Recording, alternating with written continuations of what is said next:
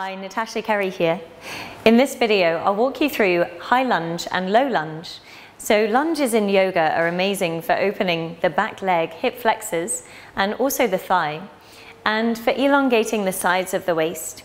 And today we'll add a back bend element to our lunge.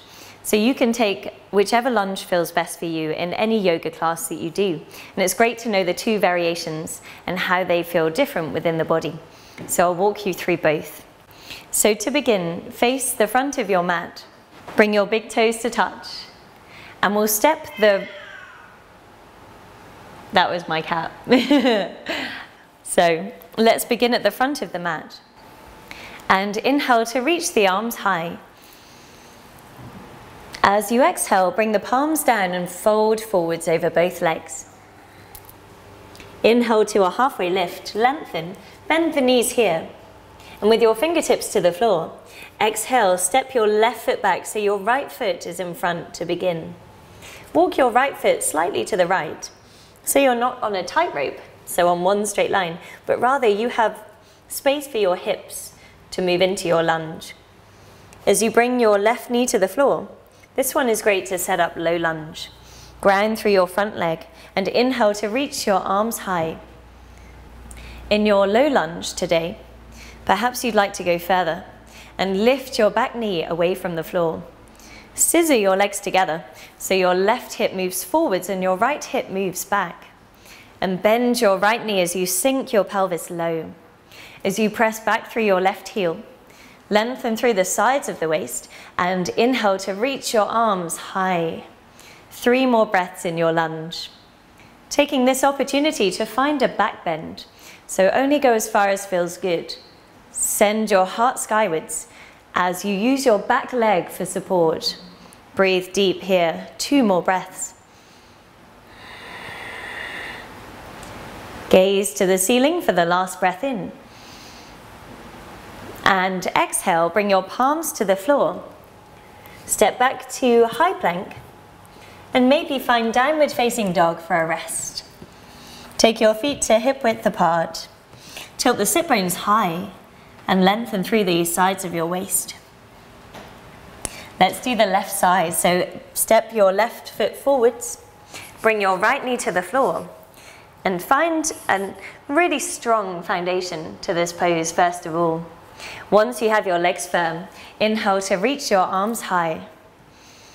Perhaps you remain here in your low lunge.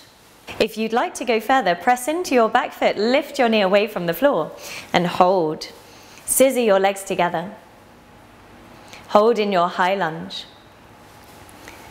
As you press back through your right heel, send your knee forwards and find your back bend here. Breathe deep into any opening you feel along the back hip flexors. So breathing deep here for 3 and 2. And exhale to bring the palms down. Step 2, downward facing dog. Have a rest here. Deep full breath in. Slow exhalation. Great, you guys. And that was your lunges. Variation 1, which is low lunge, Anjaneyasana, and variation 2, which is high lunge, crescent lunge.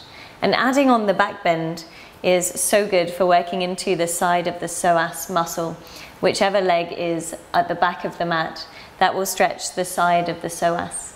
And so if you feel tension and tightness, and you find that it's hard to move back into a back bend, then keep doing it, persevere, and I promise you it will get so much easier. The more you do yoga, the more your body starts to open.